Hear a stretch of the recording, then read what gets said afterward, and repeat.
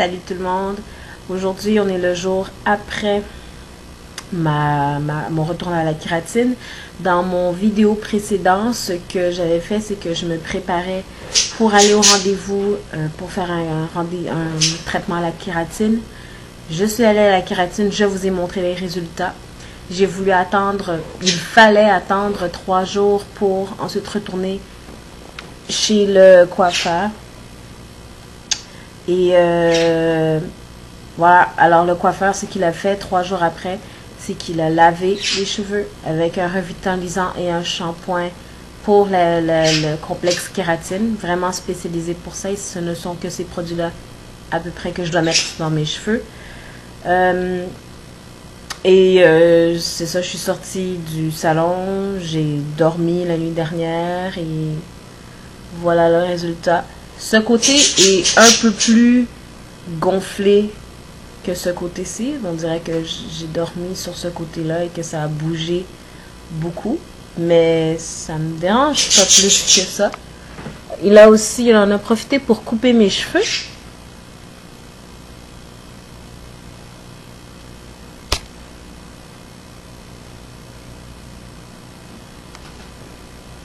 Alors, voilà. C'était à peu près ça. Durant les 3 jours, on m'avait recommandé de passer le fer plat à chaque fois qu'il y avait des retouches à faire. C'est très difficile de ne pas céder à la tentation de repasser avec le fer plat parce que c'est quand même beaucoup de chaleur. Le premier et le 3e jour, à chaque fois que je suis allée chez le coiffeur. Le 3e jour, le matin du rendez-vous, je suis désolée, j'ai des allergies. Le matin du rendez-vous pour la dernière fois que j'ai vu le coiffeur, j'ai été tentée de passer le fer plat, mais je me suis dit, il va quand même passer le séchoir à cheveux comme il faut dans mes cheveux. Il va encore passer le fer plat, alors à quoi bon? Alors je suis arrivée avec ces cheveux-là un peu gonflés et il les a arrangés. Maintenant, qu'est-ce que je vais faire durant la semaine? J'en ai aucune espèce d'idée. Je vais y aller vraiment selon mon désir, vraiment. Je suis vraiment pas habituée à avoir des cheveux qui,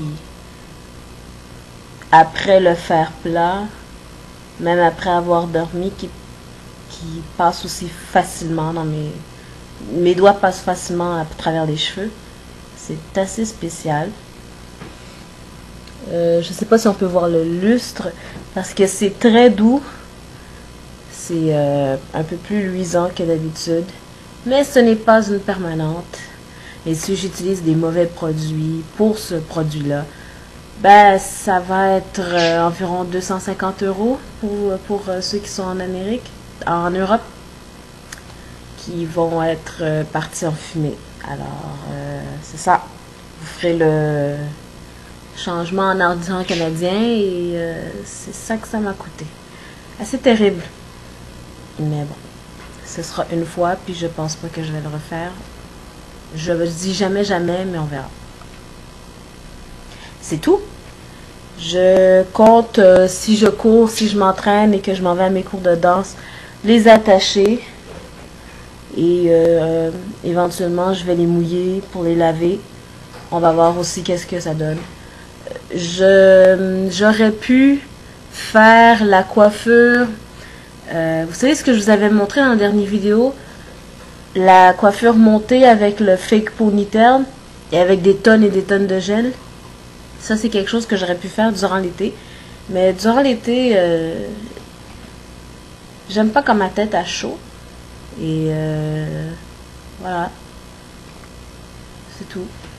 J'ai voulu faire autre chose. J'ai voulu faire un changement.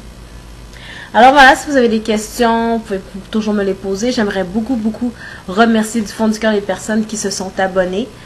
Posez-moi des questions, faites vos commentaires constructifs s'il vous plaît. Et on va se revoir pour une autre vidéo. Ciao, ciao.